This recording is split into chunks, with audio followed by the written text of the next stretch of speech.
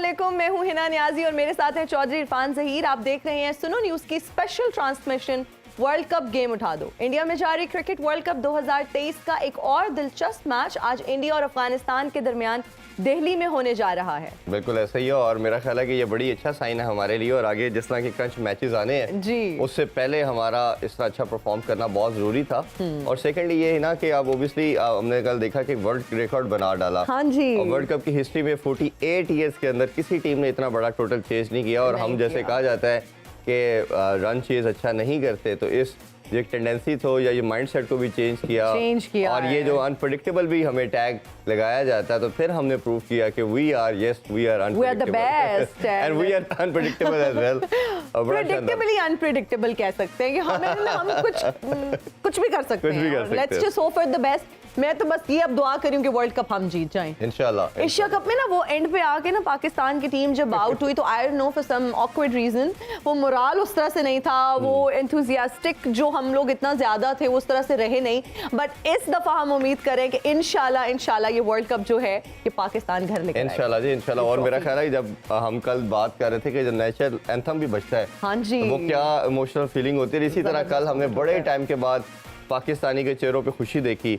ये खास तौर पे इस नेशन की बात करें तो ये छोटी छोटी खुशियों के लिए बड़ा डिप्राइव्ड है, और जब ऐसी कोई बड़ी खुशी मिलती है और एक ही हमारे पास सोर्स ऑफ हैप्पीनेस है वो क्रिकेट है। बाकी तो स्पोर्ट्स अनफॉर्चुनेटली हमारी ऑब्सोलीट हो चुकी हैं। तो मेरा ख्याल है कि हमारे क्रिकेटर्स को भी इस चीज़ का एहसास है और वो भी अपना पूरी जान लड़ाएंगे। आगे बढ़ते हैं जी, आज के हमारे जो पैनलिस्ट हैं उनकी तरफ। हमारे सब अब जानते हैं कि पाकिस्तान की अल्हम्दुलिल्लाह सबसे बड़ी ट्रांसमिशन हम लोग कर रहे हैं। उसकी रीज़न यही है कि जो दो लेजेंड हमारे साथ पूरी ट्रांसमिशन में हमारे साथ होंगे। अगर इंडिया से बात करें तो हमारे साथ मौजूद है पाकिस्तान के राजा, दिलों के राजा, one and only Ramiz Hassan Raja. अस्सलाम वालेकुम रमीज़ भाई। जी वालेकुम सलाम जी, बहुत शुक्रिया जी। और उनका साथ दे रहे हैं एक और 92 के हमारे हीरो, हमारे कोचिंग के कलंदर और स्विंग बॉलिंग के सिकंदर, वन एंड ऑल याकूब जवेद। अस्सलाम वालेकुम जी। वालेकुम अस्सलाम। कैसे एक बार फिर से मुबारक हो आपको। आपको भी मुबारक हो। पहले मुझे लगता है हमें कल के मैच की थोड़ी सी बात कर लेनी चाहिए। हम रमीज सर की तरफ जाएंगे। सर, सबसे पहले हम आपसे जानना चाहेंगे पाकिस्तान की जीत के बारे में। कल एक रिकॉर्ड भी बनाया गया और ओवरऑल बड़ी ही कॉम्पैक्ट परफॉर्मेंस थी। आप उनकी परफॉर्मेंस को किस तरह से देखते हैं? देखिए, जितनी तारीफ की जाए इस रन चेज की, पहले तो उसकी बात करते हैं, वो कम है, इसलिए कि मुद्दतों के बाद ऐसी ठोस कामनेस पाकिस्तान की बैटिंग की तरफ से देखी, चाहे जितनी मर्जी प्लेसेंट बैटिंग कंडीशंस हो, मगर फिर भी 48 सालों में इस तरह की कोई अचीवमेंट हुई नहीं है, इतना बड़ा run chase world cup event में। सो ये स्टेज बहुत बड़ी थी और उस स्टेज के हिसाब से एक तरह से पाकिस्तान लटक गया था पहले हाफ में, और दूसरे हाफ में एक क्लियर माइंड के साथ एंटर करना फील्ड और वो स्कारिंग जो हुई थी बॉलिंग में उसको कैरी ना करना, ये बहुत बड़ी एक अचीवमेंट थी। सो मेंटल एतबार से गेम उठाई और टेक्निकल एतबार से बहुत अच्छा था। वो 176 रन की जो पार्टनरशिप थी रिजवान और अब्दुल्ला शफीक की, उसने काम जो है वो तमाम किया ऑपोजिशन। अरमीज भाई, हमने देखा कि जब विक्ट्रीज मिलती है तो ऑब्वियसली आप कहीं अपनी मिस्टेक, जो लूप होल्स होते हैं, जो डेफिशिएंसीज हैं, आप हाइड कर लेते हैं। बट अच्छी टीमें जो होती हैं, जो बड़ा प्लेयर कहा जाए, बड़ी टीम कहा जाए, तो वो अपनी मिस्टेक से सीखती हैं। तो आपके ख्याल में कौन सी ऐसे एरियाज हैं जिसको इम्प्रूव करने की ज़रूरत है, और जो बड़ा टाकरा आ रहा है सैटरडे को इंडिया के अगेंस्ट, उसमें कितना हेल्पफुल हो सकती हैं? देखिए, ये आसान हो जाता है।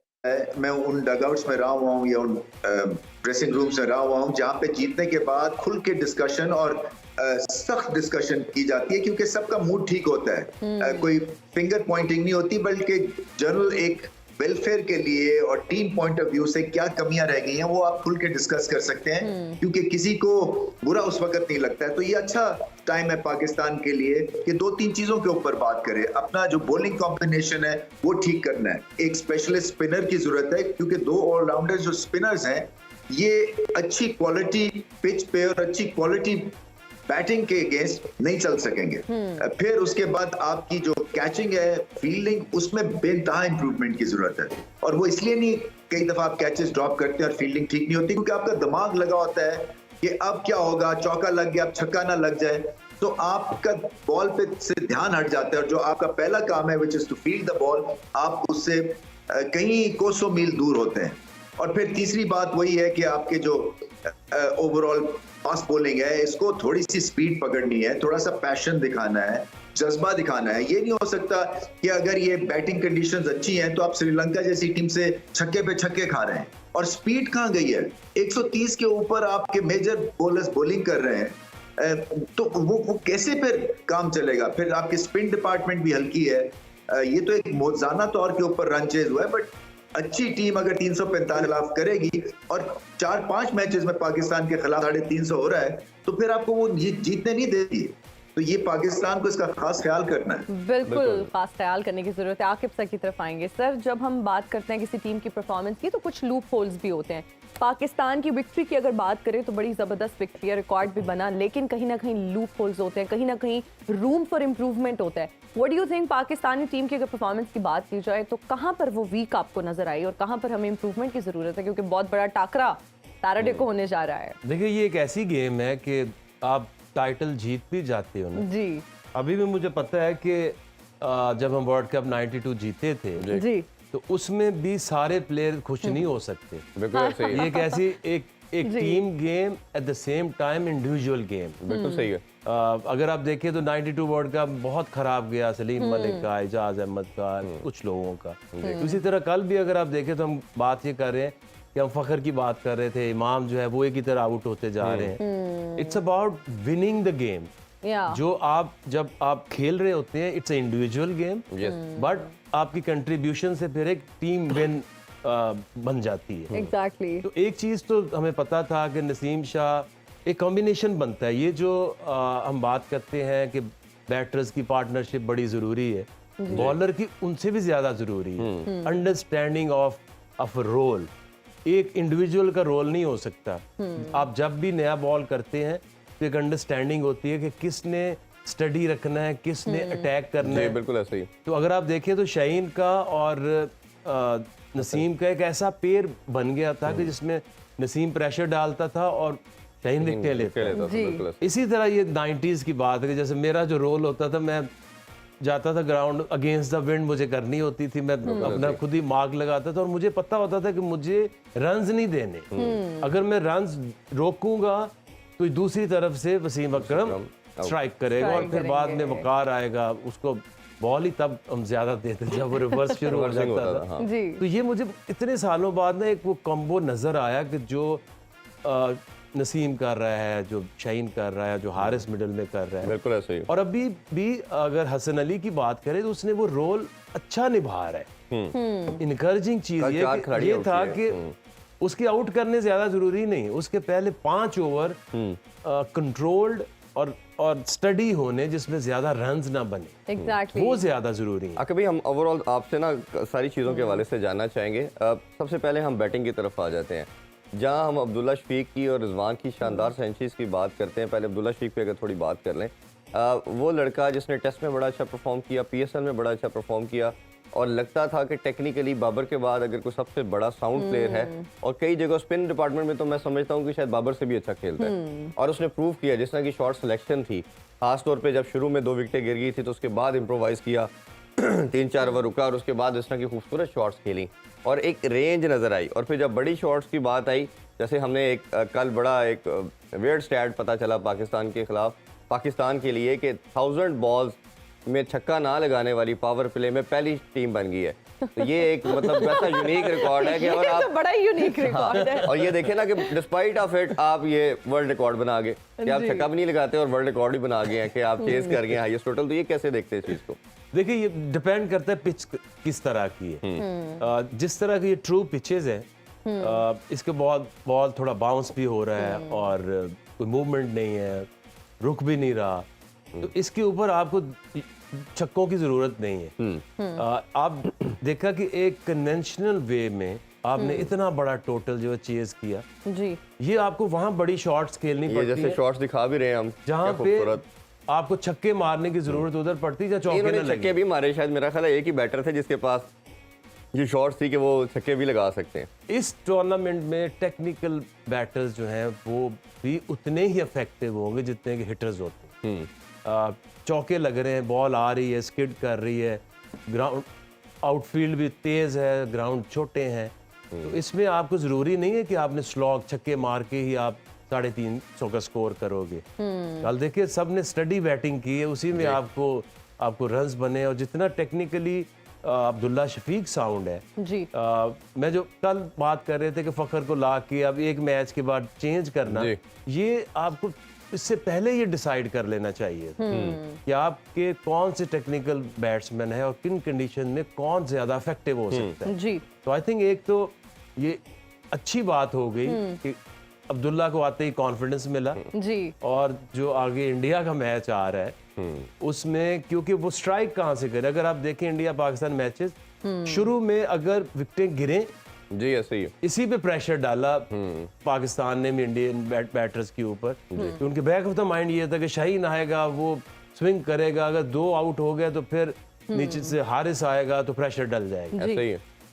तो ये एक अच्छा साइन है पाकिस्तान टीम के लिए, और मैसेज भी अच्छा है इंडिया के लिए कि ये सिर्फ ऐसा नहीं है कि बॉलिंग ही जताएगी, वी हैव द बैटर्स जो कि 350 रन अच्छा, वो चेज कर सकते हैं। भाई जैसे हमने देखा कि बॉलर में जहाँ नसीम गया तो प्रॉब्लम आ गया, तो अभी जैसे हमने देखा कि फखर जमान का प्रॉब्लम आया तो इमाम भी बैटिंग करना भूल गए हैं। 16 में से 12 दफ़ा एक ही शॉट पे आउट हो रहे हैं। ये आप कितना समझते हैं कि डेंजरस है एक बैट्समैन के लिए और टीम के लिए कि आपको जब इतनी क्लियर देखें, अगर बैट्समैन रन्स नहीं कर रहा, जैसे फखर नहीं कर रहा था, सबको नजर आ रहा था आउट ऑफ फॉर्म है और डिफरेंट शॉट्स पे आउट हो रहा था, कभी वो LBW हो रहा है, कभी बोल्ड हो रहा है, कभी वो कैच आउट हो रहा है। तो हर टीम नए दिन नए प्लान के साथ आएगी, बट अगर आपको किसी बैट्समैन की इतनी एविडेंट है उसकी मिस्टेक का पता है, वीकनेस का, तो हर बॉलर उसको बाउंसर करता है, वो पुल मारता है, हुक मारता है, वो कैच आउट हो जाता है। इसको कैसे देखते हैं?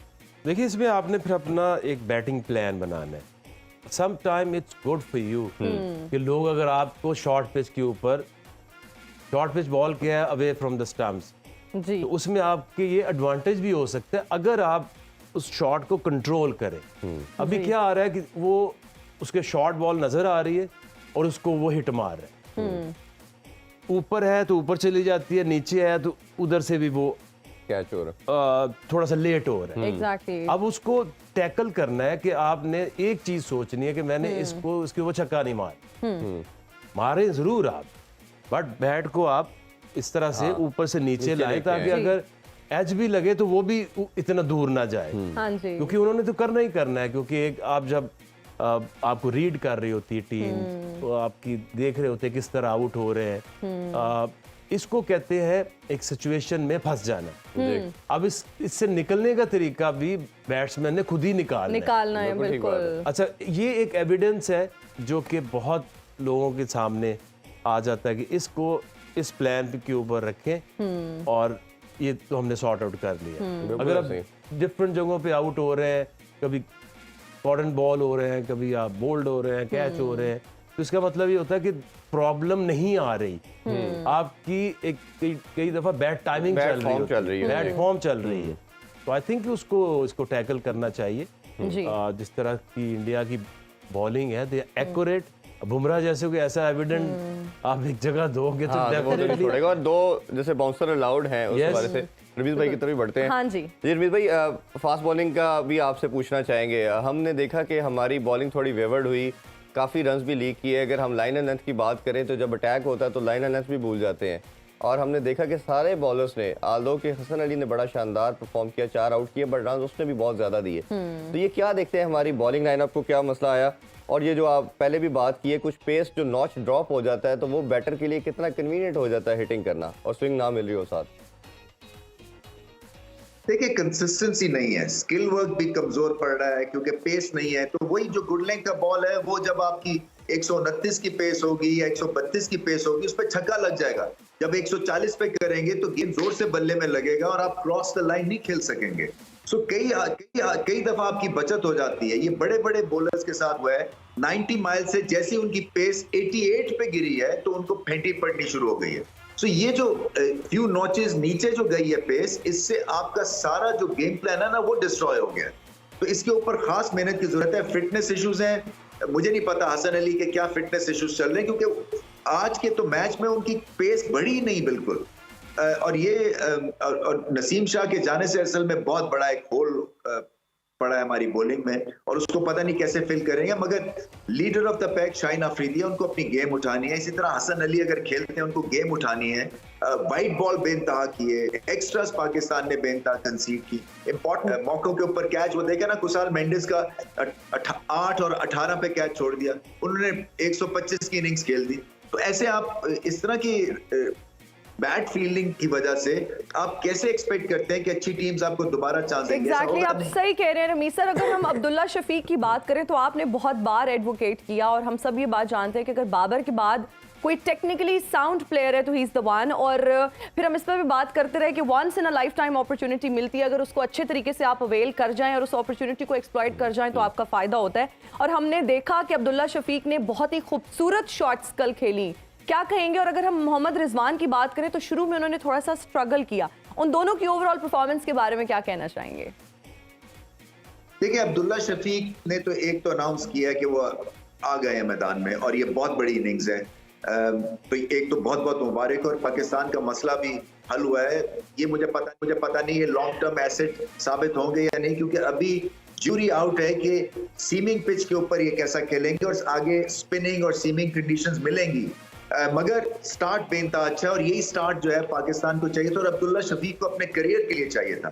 सो आज तो खुशी की बात है और बाकी चीजें बाद में देखी जाएंगी। टेक्निकल एतबार से अच्छा खेले, 2-3 तो लाजवाब शॉट्स खेली उन्होंने जो कि मुद्दत तो याद रहेगी, और फिर अकल के साथ पार्टनरशिप बनाई और टेम्परामेंटली स्ट्रांग रहे और पाकिस्तान की जीत में बहुत बड़ा किरदार है इनका और इनको पहले से ही खिलाना चाहिए था। देखें, कई दफा पाकिस्तान का जो थिंक टैंक है ये बहुत टाइम ले लेते हैं एक सिंपल डिसीजन के ऊपर। जब सब लोग कह रहे हैं कि आपको नहीं रिजल्ट आ रहे एक आधे इंडिविजुअल से, तो कोई दुनिया पागल तो नहीं है ना, सबकी एक सोच है और सब क्रिकेट को अब बहुत समझते हैं। तो आपको स्टेटिस्टिकल एक व्यू पॉइंट मिल रहा था कि आपका ओपनर जो है वो स्ट्रगल कर रहा है, तो फिर इतना टाइम क्यों लिया उनको रिमूव करने में? ये आई थिंक फखर जमान के साथ भी ज्यादती है, क्योंकि उनकी अपनी एक जो कॉन्फिडेंस को डेंट लगा है बार बार फेल होके, वो उससे वो निकलेंगे बहुत देर के बाद। तो ये एक इसी तरह से आपको उसामा मीर को खिलाना है, इनको फोर्स्ड इंक्लूजन करनी है। ये पहली नेदरलैंड्स के अगेंस्ट ये चांस ले लिया जाता तो अच्छा होता, क्योंकि आपको आइडिया हो जाता है कि टिल कहां पे वो प्लेस्ड है ऐसे वर्ल्ड कप के इवेंट में। अब इंडिया के खिलाफ खेलते हैं, रिस्की तो है, मगर मैं तो ये कार्ड खेल जाऊंगा क्योंकि मुझे पता है कि पाकिस्तान के दूसरे जो ऑलराउंड स्पिनर्स हैं वो भारत के खिलाफ चलने वाले नहीं है। बिल्कुल। आके भाई आपसे भी बॉलिंग के हवाले से जानना चाहेंगे। ओबियसली आप जिस तरह शहीन को जानते हैं और हारिस को जानते हैं, और ये हमारी इतना बड़ा पेस अटैक के हवाले से अगर बात करें तो बड़ी यूनिकनेस किस्म की इनकी पाई जाती है, पेस के साथ स्विंग भी है। इन दोनों का फॉर्म में ना होना, विकेट ना ले पाना, और कहीं ना कहीं लगता है कि कोई इंजरी भी चल रही है, इसको दोनों की परफॉर्मेंस को कैसे देखते हैं? देखिए, हारिस ने कमबैक किया, इंजरी उसकी चल रही थी, तो थोड़ा सा जो फास्ट बॉलर है जो 150 तब होती है जब आप यू गिव इट एवरीथिंग, और वो इस तरह का बॉलर है कि वो स्लो डाउन नहीं हो सकता। He is not the type कि आगे सीम बॉलिंग अचानक शुरू कर दे जी। उसका तो काम है, उसका एक रोल है कि आपने उसको एक ऐसी सिचुएशन देनी है कि जिसमें मिडल में और डेथ बॉलिंग में उसने जोर लगाना और विकेटें लेनी। बिल्कुल ऐसे। जो बाकी जो आपके बॉलर्स हैं, आपकी प्रॉब्लम कहाँ आ रही है कि शाहीन उस तरह से नहीं परफॉर्म कर, उस तरह की एनर्जी नजर नहीं आ रही। Definitely he is fatigued. वो जैसे कह रहे थे उसकी उंगली में भी कोई प्रॉब्लम है बॉलिंग हैंड की, तो उसका फिट होना, उसका 100% मेक श्योर करना कि वो ऊपर से डेंट डालेगा और फिर बीच में आपका हारिस नजर आ रहा है जो विकेटें ले। हमारी प्रॉब्लम क्या आ रही है कि हमारे पास एक भी ऐसा स्पिनर नहीं है जी। जितनी भी दुनिया की टीमें हैं उनके पास कम से कम एक तो ऐसा स्पिनर है कि जिसके ऊपर वो डिपेंड कर रहे हैं और आके वो एक प्रेशर डालता है और विकेटें बीच में लेता है। अगर आप विकेटें नहीं लेंगे तो कोई भी टीम, इवन नेदरलैंड भी अगर बीच में विकेटें ना गिरती तो उन्होंने भी कर देना था 3.25। और इतनी बैटिंग पैराडाइज विकेट्स के ऊपर अगर आप आउट नहीं कर रहे तो और एक चीज और कि आप जब ऐसी पिचेस के ऊपर खेल रहे हैं, आप एक देखते हैं, स्टडी करते हैं कि किस तरह से कितने बैटर्स चाहिए और आपको कितने ऑलराउंडर्स चाहिए जी। अगर आपकी एवरेज विकेटें आप देखें 2 आउट हो भी जाते हैं तो पार्टनरशिप लग गई तो फिर आउट कोई नहीं होता। You don't need a batter at number 8, just go for 6 आपके specialist batters and 1 allrounders, and जहाँ मार पड़ रही होती है वहाँ बैटिंग नहीं बढ़ाते, हाँ, वहाँ पे अपनी बॉलिंग को आप ठीक करते हैं, बिल्कुल ऐसे ही। तो आई थिंक इन्होंने अभी तक थोड़े लेट हो गए, लेकिन अगर शुरू से देखते हैं कि ठीक है, हमने एक उसामा ने दिखाया भी इनको प्रैक्टिस मैचेस में कि इन तीनों में से अगर पहली चॉइस बॉलर अगर आपने खिलाना है तो उसामा बनता है। तो उसको पहले मैच से नेदरलैंड का मैच देते, कल वाला मैच देते, थोड़ा उसे कॉन्फिडेंस हो तो पता चलता कि यहाँ बचना कैसे है। वो बड़े मैच में अब वो क्या करते हैं, एक ब्रेक लेते हैं जी, ब्रेक से वापस आके आपसे डिटेल में इसका आंसर लेते हैं कि उसामा मीर की जगह बनती है या नहीं, हमारे साथ रहिए।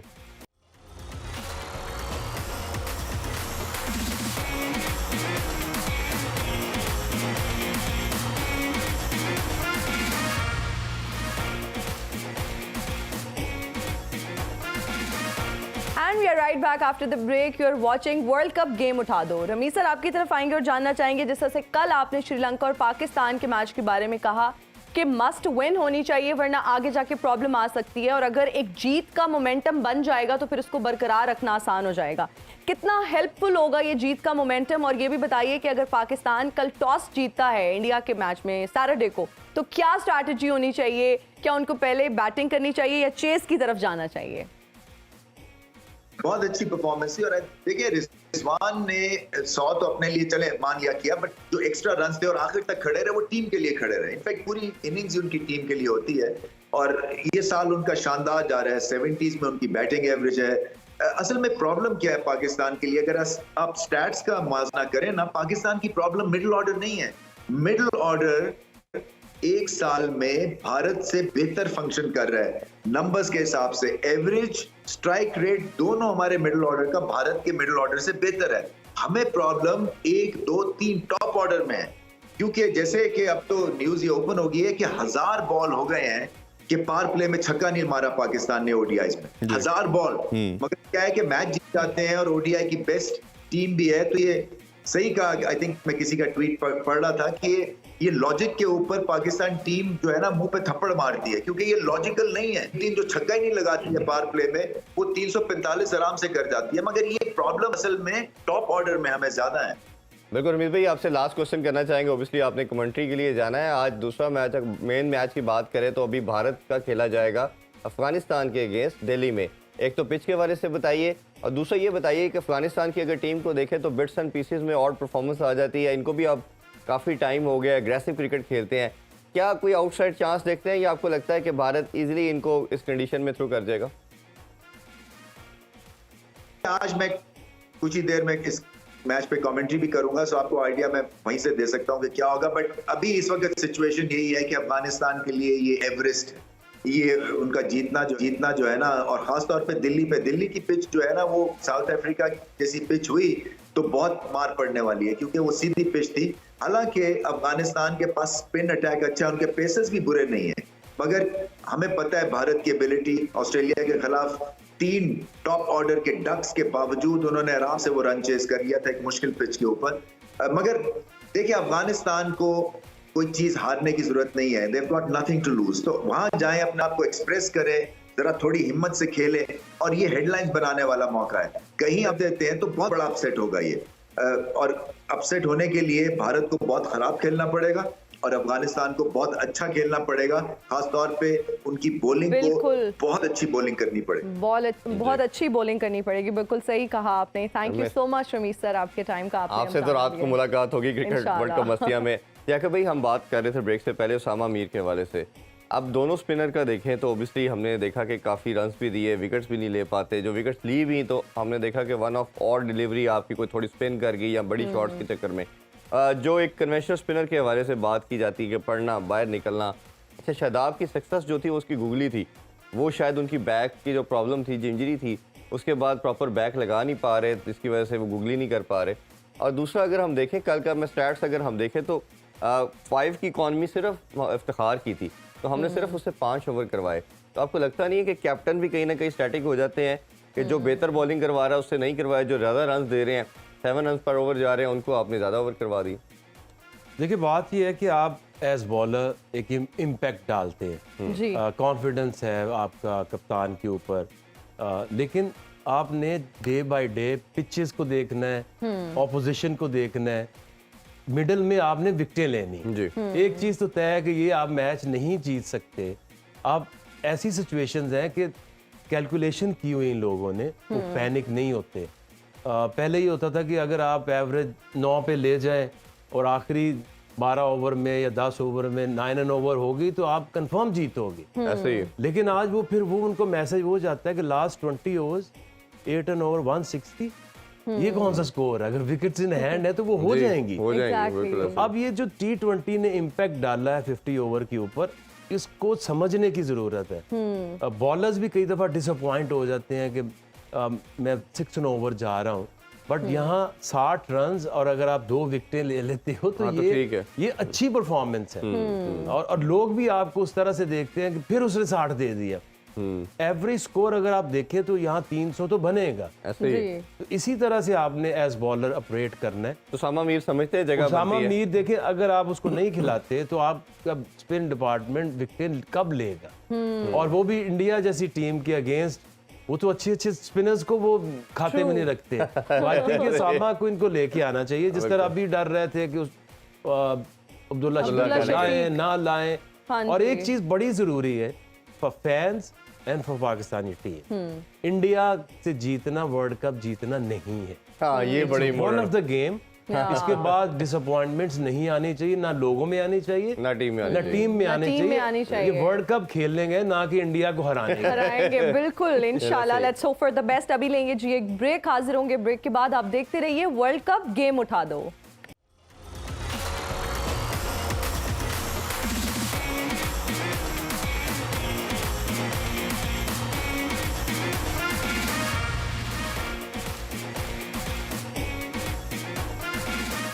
आपको एक दफ़ा अगेन वर्ल्ड कप गेम उठा दो में वेलकम कहते हैं।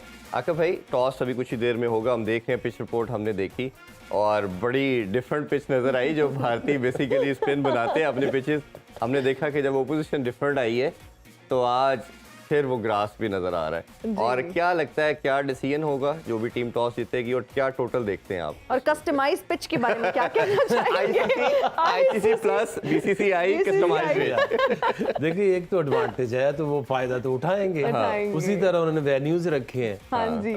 आज इंडिया खेलेगा दिल्ली में अगेंस्ट अफगानिस्तान और पाकिस्तान खेलेगा चेन्नई में अगेंस्ट अफगानिस्तान। ऐसे ही इसी से आप अंदाजा लगा सकते हैं। ऐसे ही। जी। इसलिए मैं कह रहा हूँ कि ये वर्ल्ड कप इंडिया से छीनना बहुत मुश्किल हो। जिसने भी छीनना है अपनी गेम को बढ़ा के नेक्स्ट लेवल पे लेके जाएंगे तो ट्रू, जीतेंगे। बिल्कुल। क्योंकि पिचेस चीजें उनके हाथ में है। इस पिच के ऊपर जो पिच नजर आ रही है, जी। इसके ऊपर तो अफगानिस्तान का कोई चांस नहीं है। बिल्कुल उसकी ठीक। वजह यह है कि उनके पास एक ही चीज है जिसके ऊपर वो किसी को थोड़ा अंडर प्रेशर कर सकते हैं, वो स्पिन बॉलिंग है। तो जिस तरह का ग्रास नजर आया है उसमें ग्रीन ग्रीन भी है। तो इसके ऊपर तो मुझे लगता है कि जिस तरह की इंडियन फास्ट बॉलिंग भी है, जी। बुमराह है, उसके साथ वो जो सिराज है, Siraj is a very Pandya भी उतना, हाँ जी। वो जिस तरह से वो मूव हो रहा है, आज आप देखेंगे कि एक पेस बॉलर खिलाएंगे वो एक्स्ट्रा। जी। एशविन को हो सकता है ना खिलाएं, जी जी क्योंकि इस पिच के ऊपर यू डोंट नीड 3 स्पिनर्स। जी।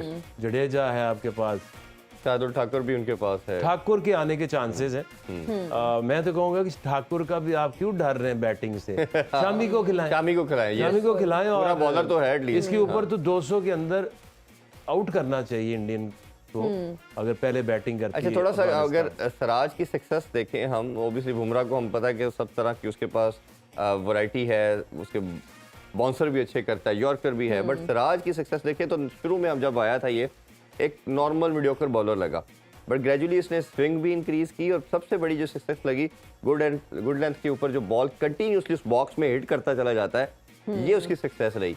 और उसमें थोड़ी सी भी इसको सीम स्विंग मिलती है तो ये अनप्लेएबल हो जाता है। कैसे देखते हैं? देखो, प्रॉपर सीम बॉलर है, अच्छी कंसिस्टेंट सीम लगती है। और जहां भी आप ना एज बॉलर आप देखते हैं, कुछ बॉलर्स होते हैं उनको कंडीशन मिल जाए फिर एक्सक्यूज नहीं होना चाहिए कि आज आपकी परफॉर्मेंस ना आए। अगर रिवर्स है तो फिर आपका जो मेन बॉलर मिडल में जो है हारिस है या बुमराह है, फिर उनको उड़ा देनी है टीम। और जहां सीम बॉलर्स को अगर अच्छी पिच मिल गई है, जैसे आज वाली पिच है, मैं तो ऐसी ख्वाब में देखता हूँ तो किसी फिर आपने नहीं छोड़। भारत में अगर ऐसी पिच मिल जाए तो फिर और क्या चाहिए, और भारत ने काफी तैयार की। अभी छोटा सा ब्रेक लेते हैं जी, ब्रेक से वापस आके तब तक टॉस भी हो चुका होगा और देखते हैं फिर क्या फैसला करते हैं। अभी डिस्कशन को भी कंटिन्यू करेंगे, स्टे विद अस।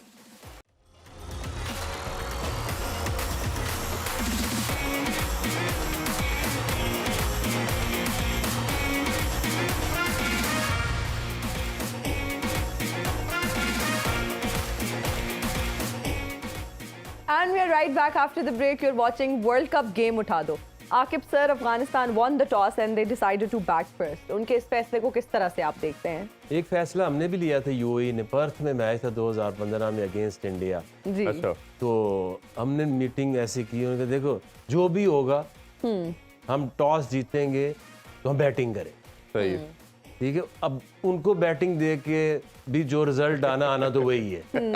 तो ये भी वैसे ही फैसला है कि पहले उनको बैटिंग कराओ, इतनी सारी मार खाओ, फिर इतने से स्कोर करके घर चले जाओ। Exactly. तो अब जैसी पिच है और जिस तरह की इंडियन बॉलिंग है, सीम बॉलिंग भी, मेरा ख्याल है कि 200 to 25 पे इंडिया को, अफगानिस्तान को आउट करना चाहिए। क्योंकि हम थोड़ा सा टाइम मिक्स हो जाते हैं परफॉर्मेंसेस में, बड़ी एग्रेसिव खेलती है अफगानिस्तान, जी। वो T20 और 50 ओवर को मिक्स कर देते हैं। ये आज तक एक मैच जीते हैं 2015 से ये वर्ल्ड कप खेल। जी। कुछ ऐसी सीरीज में ये जीत जाते हैं जहां पिचेस इस तरह की होती है, जैसे पाकिस्तान को भी एट टाइम्स शारजा में हमने देखा जीते हमारे। ऐसी पिचेस हैं जहां स्लगिश पिचेस हैं, स्पिन बॉलिंग है, तो वहां तो कोई मुकाबला बनता है। जी। इस पिच के ऊपर तो I don't see any competition. आपकी फास्ट बॉलिंग उनकी उस तरह से नहीं है, और स्पेशली जो बैटर्स हैं, वो बुमराह है या इस तरह की जो उनकी बॉलिंग है, वो नहीं इनको खेलने देंगे। Technically they are still like एक गियर ऊपर वाला है, फिर दूसरा गियर नहीं है, ऐसे ही है। तो 50 ओवर में आपको टेक्निकली बैट्समैन चाहिए जो पार्टनरशिप लगाएं, लंबी गुरबाज के ऊपर डिपेंड करते रहते बहुत ज्यादा हैं, करें, हाँ जी। तो खेले और वो कोई 100 रन बना दे।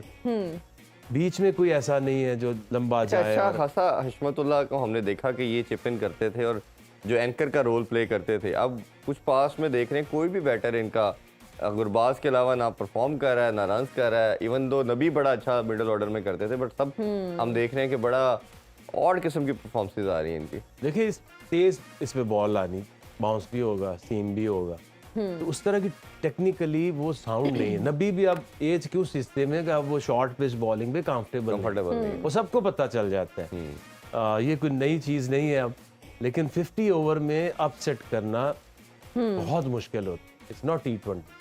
अच्छा, ये थोड़ा सा दिल्ली की पिच के वाले से भी आपसे जानना चाहेंगे। पिच तो हम ऑलरेडी देख चुके हैं, बट लाहौर से बहुत करीब है, तो वेदर का भी हमें आइडिया हो रहा है। अगर ड्यू आए तो बॉल लेट आएगी, और मेरा ख्याल है इसी रीज़न से इन्होंने एक चांस लेने की ये कोशिश की है कि हम अटैक करते हैं, शायद कोई टोटल ऑन बोर्ड लगा दें और हमारे पास आउट चांस हो। तो क्या लगता है, क्या टोटल एक्सपेक्ट कर रहे होंगे अफगानिस्तान वाले? 250-300 क्या समझते हैं आप?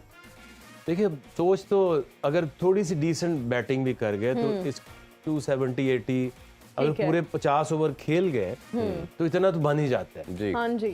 लेकिन मेरे ख्याल में उनको जल्दी आउट होना चाहिए। ठीक जिस है। तरह सराज है वो दोनों तरफ बॉल को मूव करता, आइडियल है ये सीम बॉलिंग के लिए। तो इसके ऊपर अगर आप सीम बॉलिंग आपकी नहीं चलती, देन आई थिंक बॉलर्स के लिए बड़ा डिसअपॉइंटिंग डे हो होगा। जाता है। तो Aqib sir, is there any possibility कि आज अफगानिस्तान जीत जाए ये मैच? कोई पॉइंट अपसेट कर दे? I don't think so. हाँ, अगर ये चेन्नई में मैच हो रहा होता तो अब अगर हम बात करें पाकिस्तान को, वो अपसेट कर सकते हैं, अंडर प्रेशर कर सकते हैं। मैच 50 ओवर का जीतना बहुत मुश्किल है। हाँ, T20 हो, अगर इंडिया से भी मैच हो इनका उधर चेन्नई में, तो हम सोच सकते हैं, बट नॉट इन 50 ओवर। बिल्कुल ठीक। अच्छा, मैं इंडिया के हवाले से आपसे ज़रूर जानना चाहूँगा, आपने भी बहुत क्रिकेट खेली है इंडिया के अगेंस्ट, और वैसे भी एज ए कोच भी आप ऑब्वियसली इनको सारों को देखते होंगे। जो मेरा पर्सपेक्टिव इसमें है, ये इनका अगर देखा जाए तो इनको काउंटर करने का ये सब कॉन्टिनेंट का मसला, बट इंडिया का थोड़ा ज़्यादा है। जितनी मर्जी अच्छी टीम हो, इनके अगेंस्ट से आप अटैक करें, चाहे बैटिंग या बॉलिंग में, तो ये एकदम स्टटर कर जाते हैं। हमारे साथ भी ये होता है, बट ये हमारे से भी ज़्यादा एकदम दूसरे मोड में चले जाते हैं। तो आपके ख्याल में ये हो नहीं सकता कि अगर जिस तरह पहले मैच में ऑस्ट्रेलिया या किसी टीम ने भी अगर हमने देखा, तो अगर आप कन्वेंशनल क्रिकेट खेल के अच्छी टीम से नहीं जीत सकते, आपको out of the box thinking करनी पड़ेगी, एक्स्ट्रा एक स्विच ऑन करना पड़ेगा कहीं ना कहीं कि हमने वो चीज़ करनी है जो रूटीन में नहीं करते। तो इस तरह का कुछ चांस ले सकता है अब अफगानिस्तान आपकी नज़र में? देखिए, अफगानिस्तान के पास उस तरह की बैटरी नहीं है, फास्ट बॉलिंग, एग्रेशन किससे आता है? फास्ट बॉलर से आता है। और इंडिया को 90s का जो एरा था उसमें हमारी जो एग्रेसिव अप्रोच, उसी से हमने उनको पकड़ा हुआ था। जी, उनकी सोच से निकल गया था कि पाकिस्तान से जीतना, जी, लेकिन उन हालात में वर्ल्ड कप में फिर भी नहीं जीते। एक ही तरीका ये है पता नहीं क्या अजीब जिंक्स अटैच है कि हमारे वो साथ। टेक्निकली अच्छे बैट्समैन होते हैं, लेकिन वो जो हमारी एक अप्रोच थी ना कि एग्रेसिव बॉल करके, चाहे सचिन है, सिद्धू है, कोई भी है, अजरुद्दीन है, तो उनके ऊपर हमारा वैसे ही एक ऑरा, एक प्रेशर होता था जो कि शाहीन ने आके डाला पिछले रीसेंट पास में देखें, लेकिन उसके बाद आपने उसको लूज कर दिया। एग्जैक्टली। अब जो मैच की ऊपर आपका प्रेशर होता है, मैच से पहले ही होता है, मैच शुरू हो जाए तो फिर तो खत्म हो जाता आधे एक घंटे में खत्म हो जाता है। तो शाहीन को वही मोड में रहना चाहिए था या वापस उसको लाना पड़ेगा। आज अफगानिस्तान अगर कहीं अपसेट कर सकता है तो किस चीज से कर सकता था? राशिद स्ट्राइक कर दे, मुजीब जो है वो विकेटें ले ले, बट इस पिच के ऊपर वैसे तो टर्न नहीं होना, सीधा सीधा बॉल आएगा। बिल्कुल। I think no match. ठीक है, हम आकिब सर से भी ये जानना चाहेंगे, मैं ये पर्सनली जानना चाहती हूँ, बीइंग क्रिकेटर, क्योंकि आप भी जो है बहुत अच्छी क्रिकेट आपने भी अपने दौर में खेली और अभी आप कोचिंग भी करें।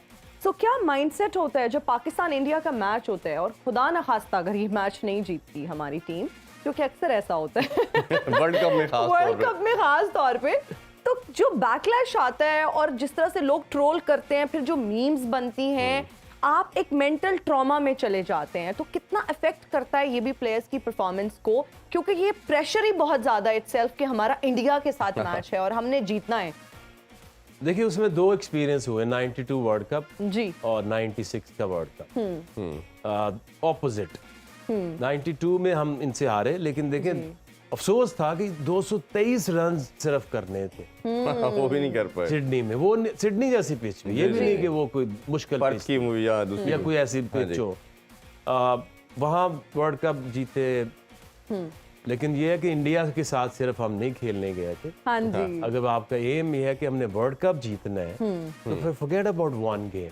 हम जो ये बात कर लेते हैं ना, ये अफेक्ट आहिस्ता आहिस्ता प्लेयर्स तक मैसेज जाता है, बिल्कुल। उनके घर वाले, उनके फैंस, उनके कोलीग्स, कि जी चाहे कुछ हो जाए, आप चाहे वर्ल्ड कप ना जीतो, इंडिया से जीतना है। तो आपने क्या मैसेज दिया अपने माइंड को कि आज तुमने वो करना है जो आम मैचेस में तुम नहीं करते। ऐसा ही ठीक है, आपकी गेम, आप बेस्ट आपकी गेम कब होती है? जब आप रिलैक्स होते हैं। हाँ जी, जब आप एक्स्ट्रा करने जाते हैं तो आप कॉन्शियस हो गए। एब्सोल्युटली। ठीक है, और उसमें एक गलती करते हैं तो फिर आप समझते हैं कि गेम गई। बिल्कुल ऐसा ही। और ये मैंने ये फील भी किया है कि जब आप कुछ एक्स्ट्रा करने जाते हैं, इंडिया के खिलाफ इस तरह के मैच खेलने से पहले आपको एक होता है ना, आपके अंदर की एनर्जी लानी है, एक दूसरे को शाउट करना है, एक दूसरे को उठाना है, इसमें आपने अपने आप को नॉर्मल करना, कंपोज रखना जो है। नर्व्स की बात करते हैं, जिसने नर्व्स पे कंट्रोल रखा वो जीत जाएगा। मैंने देखा हुआ है ये खुद ही, आपके ड्रेसिंग रूम मैच शुरू होने से पहले ही आप मैच का बेड़ा गर्क कर देते। तो आप लोग नर्व्स पे कैसे कंट्रोल रखते थे? प्रेशर तो तब भी बहुत होता था ना। देखिए, आपका ये रोल है और आपको ये पता होना चाहिए कि प्रेशर को हैंडल कैसे करें। अब ये थोड़ी है कि आप नारे मारते हुए अंदर जाओ। Game should remain a game, और गेम को खेलने का तरीका है कामनेस, कंपोज जी, और बिलीव इन योर एबिलिटी। जो जो रोल है आपका, आप उसकी तरफ ध्यान दें। परफेक्ट। आप क्राउड को देख, क्राउड को इस्तेमाल करें अपनी एनर्जी के लिए। Yes, I used to really enjoy, okay क्योंकि अगर आप उसको एंजॉय नहीं करेंगे जी, तो उनके सामने एक गलती आप कर दें तो आपकी सारी, जैसे हसन अली के साथ हुआ, हाँ बिल्कुल ऐसा ही। एक कैच निकला, वो फील्डिंग की मिस्टेक है, हाँ जी, उसने उसको बॉलिंग तक कैरी किया। So it's about trick as a player कि आप क्राउड को कैसे एंजॉय करें। एंजॉय आका भाई, आपका जो एक स्पेल था शारजा कप का, आपसे मेरा ख्याल है मस्त जानना चाहूँगा, और ये पाकिस्तान का मेरा ख्याल है 15-18 साल one of the best spell रहा, और उसी में आपने हैट्रिक भी की शारजा कप के अंदर भारत के अगेंस्ट, और जिसमें आपने तेंदुलकर को, मंजरेकर को, अजहरुद्दीन को आउट किया। थोड़ा सा उस स्पेल के हवाले से और जो हैट्रिक थी उस हवाले से ज़रूर शेयर करें। देखिए वो भी एक प्रेशर ही मैं कहूँगा जो हमारा उनके ऊपर होता था। हालांकि शारजा जैसे पिच के ऊपर वहाँ एक दफ़ा एशिया का भी मैंने 5 आउट कर दिए। यस, ठीक है, वो ऐसी टीम थी कि सिद्धू मजाक कर रहा था मेरे साथ कि वो ये कहाँ से पकड़ के ले आओ, एशिया कप वाला जो दूसरा मैच जी तो उसमें भी सिर्फ प्रेशर। मैं क्या सिद्धू बाज मैच शुरू नहीं होया तो मैं 5 ओवर 5 आउट कर दियो, हार के चले गए। मैं बता कहता सी नहीं जीत सकते अगर इस टीम से नहीं जीते।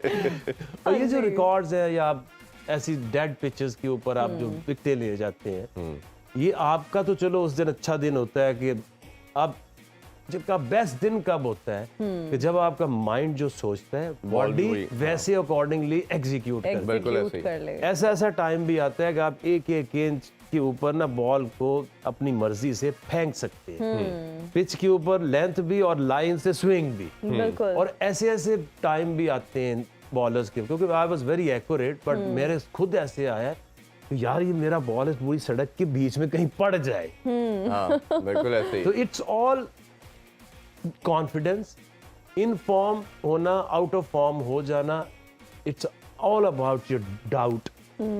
आप किसी भी चीज में डाउट क्रिएट कर दे, इवन कि आपको बोल रहे हैं, आपको कहें आपकी जो दी है ना, दी इसको जरा थोड़ा फोकस करें, आप बोलना भूल जाएंगे। रिदम क्या होता है कि you do things naturally, rhythmic way में आप उसमें अनकॉन्शियस वे में जो काम करते हैं, सोच के ना बोल सकते, ना अनकॉन्शियस होके आप गेम उस लेवल की खेल सकते हैं। अच्छा, जब इंडिया से मैच आता है, हम इर्द गिर्द के माहौल से, एक दूसरे की बातों से, घर वालों की बातों से Exactly. हम कॉन्शियस हो जाते हैं, कॉन्शियस होते हैं, तो आपकी blunders वो होते हैं। वो जो रिदम है वो उस तरह से चलता है। Obviously किसी प्रोफेशन में जैसे हम काम कर रहे हैं, अगर हम वो घर वाली चीजें ले आएंगे तो ऑब्वियसली उस पे भी इफेक्ट आएगा। हाँ, अफेक्ट करता है आज बिल्कुल। तुमने आज का बेस्ट प्रोग्राम करना है, वो ज्यादा प्रेशर जब होता है ना वो तो उस तरह आप नहीं normal से भी perform बुरा करते। होगा। बिल्कुल ऐसे ही। Absolutely, you're correct. अच्छा सर, कल के एक मैच की हम बात करते हैं। पहले इंग्लैंड और बांग्लादेश का मैच हुआ, तो इंग्लैंड की अगर परफॉर्मेंस की बात करें, they played really well, whereas if you talk about Bangladesh तो वही कन्वेंशनल स्टाइल है। आप क्या समझते हैं, अगर इसी कन्वेंशनल स्टाइल से बांग्लादेश की टीम खेलती रही तो कहीं मैच जीतने के चांसेस आपको नजर आ रहे हैं उनके आगे जाके? कभी नहीं आएंगे। कभी नहीं आएंगे क्योंकि उसकी वजह ये है कि सबको पता है उनकी एबिलिटी क्या है। Yes. जी। There is no match between England and Bangladesh. और ये जो कभी कभी इनकी जो रैंकिंग में थोड़ा ऊपर नीचे हो जाते हाँ हैं, जी। इन्होंने जितने लोगों टीमों को फंसाया वो अपनी बांग्लादेश की कंडीशंस में फंसाया है। Yes. वो ऐसी पिचेस बना लेते हैं, इतना बाउंस है, ये यूज्ड टू है। लोग इधर खेलते हैं ऑस्ट्रेलिया में, वो जहाँ कभी न्यूजीलैंड भी फंस जाती है, कभी इंग्लैंड सारों भी को फंस हमें जाती हराया, है, इंडिया को हराया, ऑस्ट्रेलिया को हराया इवन तो उन्होंने। वहां पे हरा सकते हैं ना। इसीलिए वो उधर ही जहां से शुरू किया था, आज भी उधर के उधर ही हैं। उधर ही है। हम बड़ी बात भी करते हैं टाइम्स के, जी अफगानिस्तान ने बड़ा इम्प्रूव किया है, हाँ T20 में किया है, 50 ओवर में तो उधर के उधर ही। आज भी जो कप्तान की आप बॉडी लैंग्वेज देख लें, टीम का अब क्वालिटी देख लें, कॉन्फिडेंस देख लें, 2015 में भी ये ऐसे ही थे और ये आज भी ऐसे और ही हैं। जितना बड़ा फॉर्मेट होता जाता है, छोटी टीम और बड़ी टीम के दरमियान डिफरेंस भी बढ़ता फासला चला जाता बढ़ता है। जाता है। आपको टेस्ट में जीत के दिखाए कोई आपकी टॉप टीम से, बिल्कुल ऐसे आप ही। जीत अच्छा। ही नहीं सकते। आप सेशन जीत लोगे, हाँ जी। अगले में फंस जाओगे। ऐसे ही। अच्छा, दो चीज़ें मैं आपसे ज़रूर जानना चाहूँगा। एक तो जिस तरह ये इसी कॉन्टेक्स्ट में क्वेश्चन है कि आपने जिस तरह टीम की बात की, इस तरह प्लेयर का भी है कि अब्दुल्ला शफीक के कॉन्टेक्स्ट में बात करना चाह रही है, साउथ कील के कहते हैं जो टेक्निकली साउंड प्लेयर होता है या बैटर ऐसा है जो टेस्ट प्लेयर है, वो ODI और T20 में अपने आप को कन्वर्ट कर सकता है, बट एक T20 प्लेयर जो है उसके लिए बहुत मुश्किल है कि वो ODI और टेस्ट में आके अपनी जगह बना सके। इस मंत्रे को कैसे देखते हैं आप? हमने तो खुद सीखा है, सबक सीखा है। PSL से प्लेयर उठाते हैं, उसको पहले T20 में डालते हैं, फिर वनडे में डालते हैं, फिर टेस्ट में डाल के उसको घर भेज देते हैं। ये पिछले जो इतने जैसे शान मसूद को हमने 3-4 ODI सालों नहीं में खिलाया तो उसको T20 वर्ल्ड कप खिला दिया हमने। खिला दिया, हाँ। तो और अब कहीं भी नहीं है। तो अब वो कहीं भी नहीं है। वो कितने हैदर अली और वो जो कुछ दिलशाह, आसिफ अली, ये जो इतनी एक लॉट थी, T20 का बहुत लोड थी हमारे पास। और एक चीज और देखिए, जो भी प्लेयर इंटरनेशनल क्रिकेट से रिटायर हुआ है वो लीग्स में भी 1-2 साल 3 साल ही चला है, ऐसे ही है। क्योंकि ये क्रिकेट खेलना छोड़ देते हैं। ये जो अफगानिस्तान के साथ क्या प्रॉब्लम, ये एक तो अपना डोमेस्टिक सीजन उस तरह से नहीं खेलते। वेस्ट इंडीज की क्या प्रॉब्लम है, जब आप फर्स्ट क्लास नहीं खेलोगे, एक बैट्समैन का काम है नंबर ऑफ बॉल्स एक सीजन में खेलना। बिल्कुल। अब वो ये 4 डे क्रिकेट बंद कर देते हैं, 1 डे क्रिकेट कंपटीशन से बाहर हो जाते हैं। ऐसे ही पूरे दुनिया में लीग्स खेलते रहते हैं और वहाँ का माहौल क्या होता है लीग्स का। आपने आना अपनी मर्जी से प्रैक्टिस करें, प्रैक्टिस ना करें, आपने मैच खेला उसके बाद जो मर्जी करें। बिल्कुल ऐसे तो जो मेंटली एक तो फोकस खत्म हो जाता है, दूसरा आपकी जो रूटीन्स हैं यही आपको आगे लेके जाती हैं। बिल्कुल। यही हाल बांग्लादेश का है, यही हाल ये, और मेरा ख्याल है somehow मुझे श्रीलंका भी उसी ट्रैक पे जाती नजर आ रही है। उधर ही जा रहे हैं। सबसे इम्पोर्टेंट चीज़ एक बड़ा है, हमारी जो सोयल है ये फास्ट बॉलर प्रोड्यूस करती है, और इसकी हिस्ट्री की बात करें तो इमरान खान, सरफराज नवाज, वसीम अकरम, वक़ार यूनुस, आप, उसके बाद शुएब अख्तर और आसिफ, आमिर है, हारिस शाहीन आ गया, हसन अली।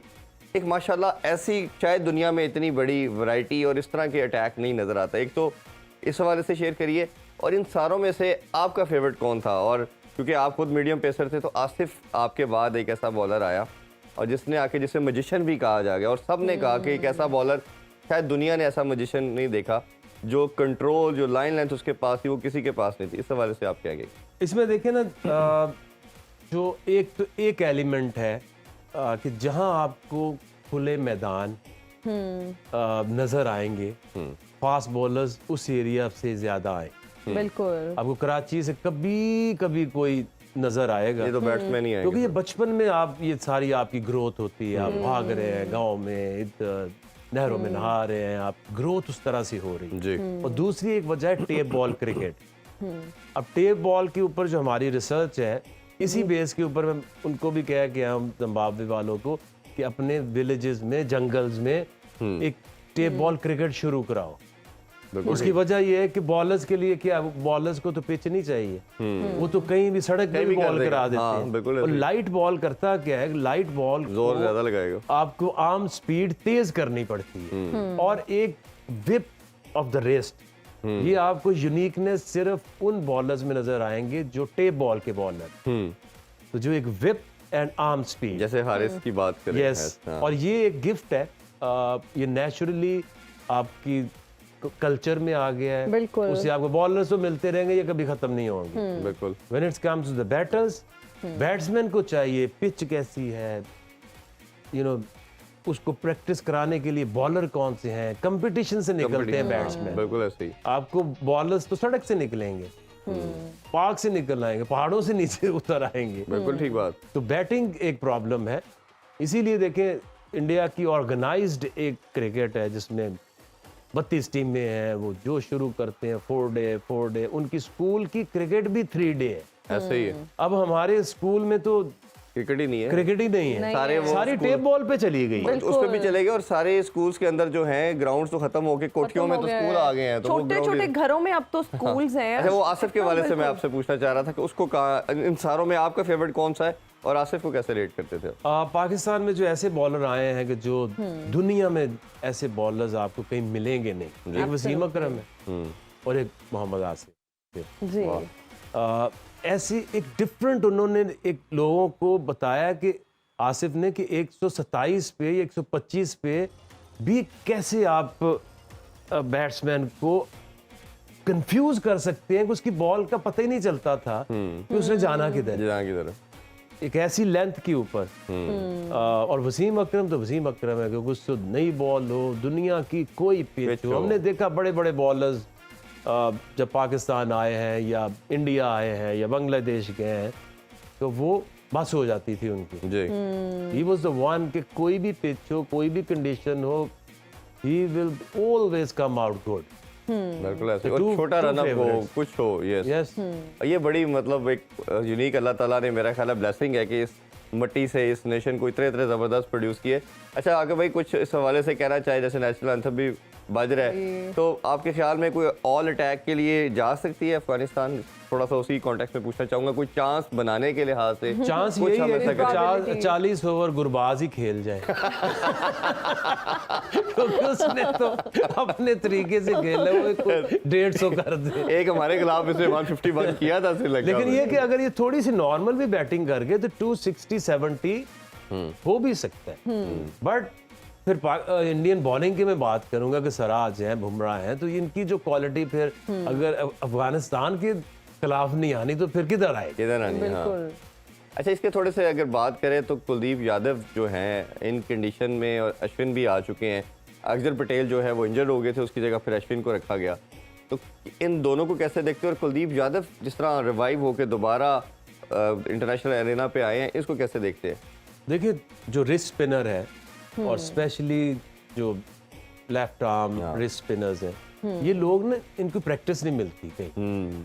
तो जब भी ये आते हैं तो पाकिस्तान में अगर बात करें तो हमारे पास तो है ही कोई नहीं, ऐसे ही है। एक साउथ अफ्रीका के पास या एक इंडिया के शमसी है या ये है? हाँ जी, ये दो ही हैं। दो ही हैं, तो बिल्कुल। ये जब भी आएंगे तो बैट्समैन के लिए ये आसान नहीं होंगे, जिस तरह ये मिलिंगा वाला एक्शन होता है। अगर आपने कभी खेला ही नहीं, आप देख रहे हैं इस साइड से बॉल रिलीज होता है, ऑल ऑफ अ सडन कोई यहाँ से आ जाए तो आपको अपनी आय को बदलना पड़ता है, तो उससे कोई भी कंफर्टेबल नहीं होता। तो इसलिए यूनिकनेस इज ऑलवेज गुड।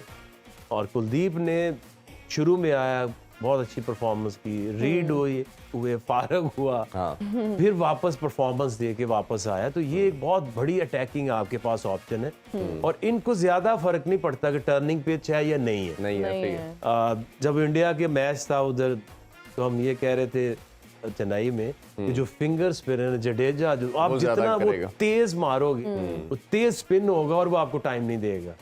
इनको तो कहीं भी खिलाएं, सीमेंट में भी खिलाएंगे इनका, तो ये तो एयर में इन्होंने बीट करना होता है ज्यादा। थोड़ा सा अगर हम यूनिकनेस की बात करें तो मैं अबरार के हवाले से भी लेना चाहूँगा। बहुत डिस्कशन हुई इमाद और अबरार के हवाले से कि होना चाहिए, चले इमाद को अपॉर्चुनिटी नहीं मिली, इसको मिल गई, बट अगेन रिजर्व में रखा गया। अब कोई किसी को इंजरी होती है, कुछ होती है, फिर आईसीसी को आप देंगे रिप्लेसमेंट के लिहाज से। आपके ख्याल में ये मिस्टेक नहीं कर दी कि अगर हम किसी अबरार को स्क्वाड में रख लेते और अगर वसीम जूनियर का तो हमें रोल नज़र नहीं आ रहा, उसको हम रिजर्व में डाल लेते, चले आप मेन बॉलर के साथ जाते, बट अपॉर्चुनिटी होती है आपके पास रिप्लेसमेंट की, तो इसको कैसे देखते हैं? देखिए, उन्होंने दो बैट्समैन रखे हैं रिजर्व में, एक सीम बॉलर रखा और एक स्पिनर रखा। वेयर एज आपकी जो इंजरीज के चांसेस हैं वो बॉलर्स में ज्यादा होते हैं जी। तो अगर आप एक बैट्समैन रखते और दो बॉलिंग ऑप्शंस रखते, फास्ट और एक या स्पिन, आपने ये देखना तो बैलेंस रखना है ना। तो इसलिए मैं समझता हूँ कि जमान खान को इस टीम का हिस्सा होना चाहिए था। अगर आप देख, कल मुझे हल्का सा लगा कि शाहीन की जो इंजरी की तरफ जाने में भी कोई हादसा नहीं बहुत बड़ा होगा, करवा रहा था। और आप कल हसन अली के भी अगर आप घुटना वो स्प्रे कर रहा था, वो भी इतना बांधा हुआ है। तो हसन अली को लेके या शाहीन को लेके अगर कहीं खुदा न खास्ता, सारे इंजर्ड हमारे लिए सारे इंजर्ड प्लेयर्स एग्जैक्टली, और इतना बड़ा इवेंट है। नहीं, अगर हो जाता है तो मोहम्मद वसीम से कैसे 10 ओवर आप करवाएंगे? सही। मैं इसलिए कह रहा था कि जमान के पास अगर कुछ भी नहीं है ना, तो आखिरी 5 ओवर तो है, तब 5-10 ओवर तो। और दूसरा वही जो कह रहा मिलिंगा वाला एक एलिमेंट, बहुत सारे बैट्समैन इनको नहीं खेलना चाहते। गुरबाज ने खुद मुझे कहा, यार आकिब भाई ये तुम आप लगा देते हो, मुझे नहीं नजर आता।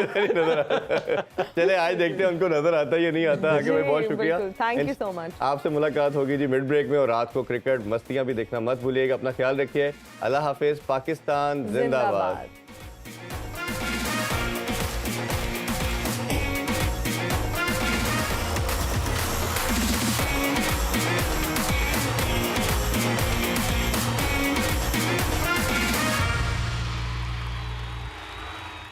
खेलों से रिलेटेड तमाम अहम खबरें और अपडेट जानने के लिए सुनो न्यूज़ के यूट्यूब चैनल को भी सब्सक्राइब करें और बेल आइकन को क्लिक करना मत भूलिएगा।